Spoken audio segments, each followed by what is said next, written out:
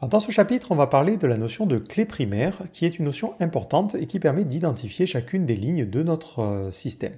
Un des problèmes que l'on a à l'heure actuelle, c'est qu'on a créé une table avec nos différents enregistrements, mais si un administrateur change la soupe, change à la fois le titre et le slug, on n'a aucun moyen de le savoir exactement, parce qu'on n'a aucun moyen de se référer à cette table-là. Et c'est là que les clés primaires vont être intéressantes. Elles vont permettre d'avoir une clé qui va être unique, qui permet de représenter cette ligne spécifiquement dans le tableau. Cette clé est invariante et ne changera pas, ce qui va nous permettre de pouvoir retrouver la ligne plus tard. C'est d'ailleurs ce qui explique pourquoi dans certains sites, et c'est le cas pour le mien par exemple, vous avez un petit numéro après les URL. Ce numéro, c'est justement cette fameuse clé primaire qui permet de savoir qu'on parle de l'article ici 1970. Même si je décide de changer le slug et tout le reste des informations, c'est cette clé-là qui me permet de retrouver mon article. Alors pour créer une clé primaire, ça se fait très simplement et ça se fait au niveau de la création de la table. Donc ce que l'on va faire, c'est qu'on va commencer par supprimer notre table. Donc on va faire un drop table et on va supprimer notre table receipts. J'exécute cette requête et ma table est maintenant complètement disparue. Ce que je vais faire, c'est que je vais recréer cette table-là. Et cette fois-ci, on va la créer correctement en utilisant ce système de clé primaire. Donc je vais rajouter un champ que je vais appeler ID. ID tout simplement comme identifieur. C'est une convention, vous allez très souvent retrouver ce nom en clé primaire. Ensuite, je vais préciser le type, donc ça va être un entier. Un entier, c'est très bien comme clé primaire parce que ça prend très peu de place. Et ensuite, on va rajouter que c'est une clé primaire. Donc là, on peut rajouter des modifications et on précise que ça, c'est la clé primaire. Et on peut aussi rajouter auto-increment. Donc auto-increment permet de dire, quand je vais faire des insertions, je ne vais pas être obligé de manuellement venir définir l'ID, je vais pouvoir le faire automatiquement. Et là, hop, on recrée notre table. Donc je fais une exécution de cette requête. Donc ça fonctionne bien. Je regarde ici, j'ai bien mon ID. On voit que mon éditeur me met une petite clé devant, parce que c'est une clé justement, et une clé primaire d'ailleurs. Et je vais insérer des données. Donc là, je vais commenter ça. Et on va venir insérer des données. Donc je vais faire deux insertions. On va insérer une soupe 1 et une soupe 2. Donc on ne va pas s'embêter ici. On va utiliser le values où on insère plusieurs éléments. J'exécute cette requête. Hop, là, on va mettre 2. Je fais un CTRL-SHIFT-Q. Je regarde les résultats et on voit qu'automatiquement, il a mis le chiffre 1 pour la première soupe et le chiffre 2. Maintenant, un petit détail, c'est que si je supprime une de ces recettes, je peux le faire beaucoup plus simplement qu'auparavant parce que je peux le faire non pas en sélectionnant le titre, mais directement en me référant à l'ID. Donc je veux supprimer la soupe numéro 2. Et c'est beaucoup plus simple parce qu'on a une clé qui ne changera jamais. J'exécute cette requête, voilà. Il va me supprimer maintenant le deuxième enregistrement.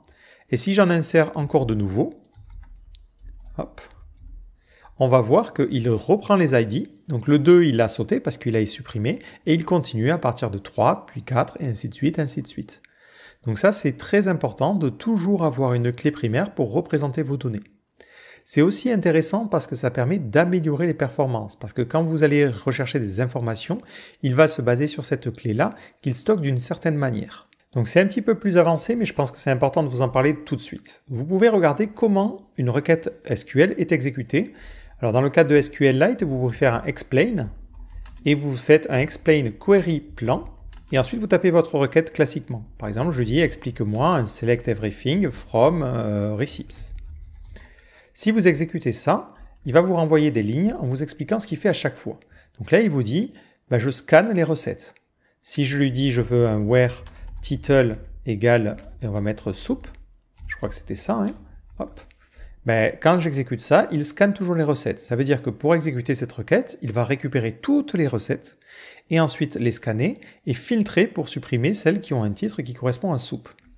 Si je lui demande de faire la même chose, mais cette fois-ci, je vais sélectionner la recette qui a l'ID 3. J'exécute, et là, on voit qu'il fait quelque chose de différent. Il dit « Je recherche les recettes en utilisant la clé primaire et j'utilise l'ID de la ligne. » Donc, de cette manière-là, il va exécuter la requête de manière beaucoup plus performante, avec beaucoup moins de temps. Donc on aura l'occasion de reparler du explain query plan quand on fera des requêtes un petit peu plus complexes, mais c'est important de prendre ça en compte dès le début et de vous expliquer aussi la raison qui pousse à faire des clés primaires en auto-increment de cette manière-là. Vous avez aussi la possibilité de créer des index personnalisés.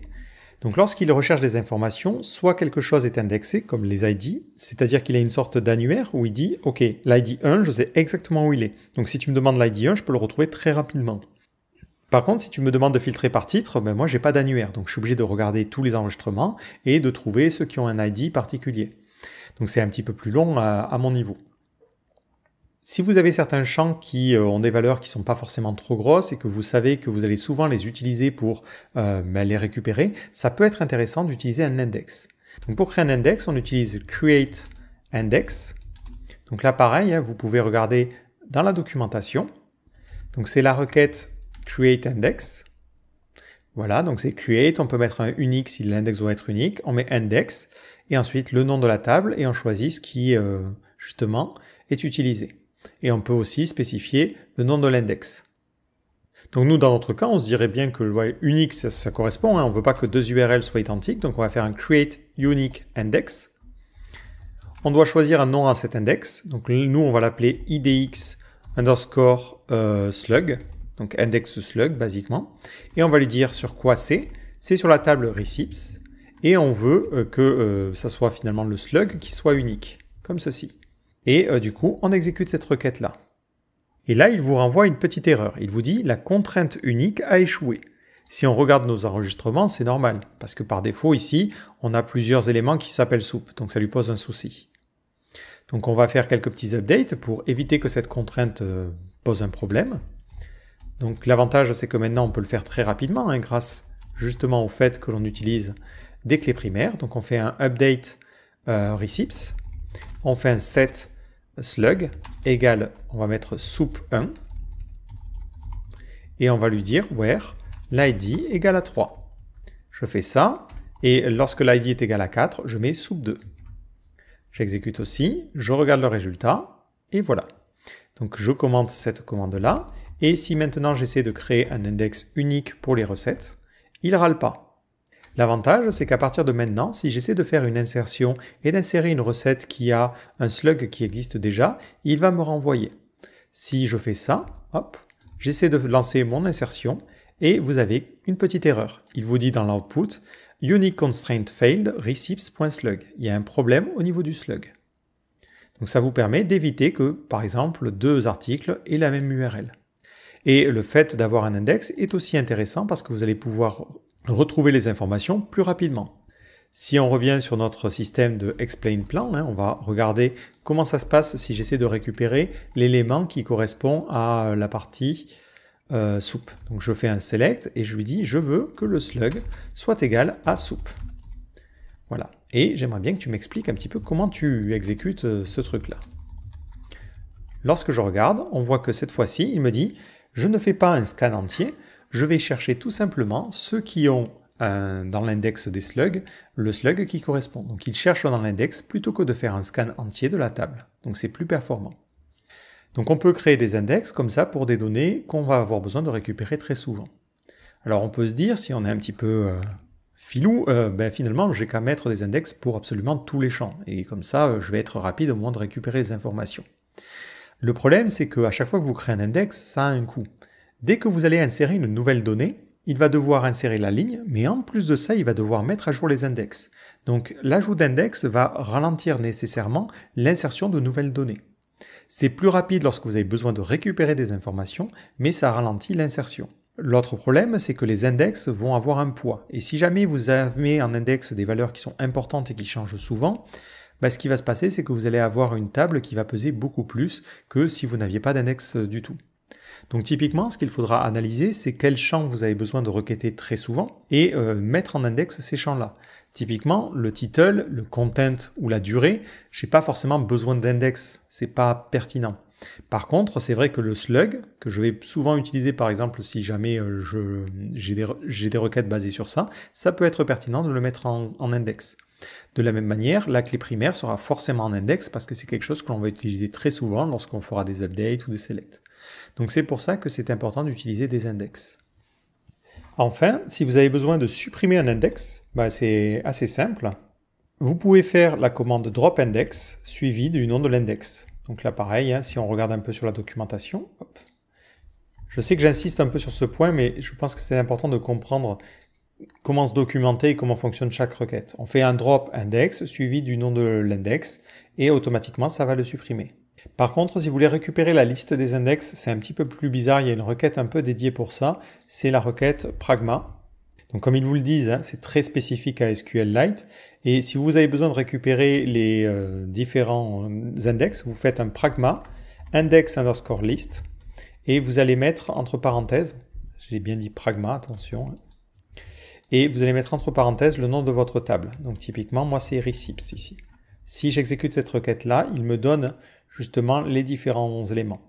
Donc après, ça me permet de pouvoir faire un drop.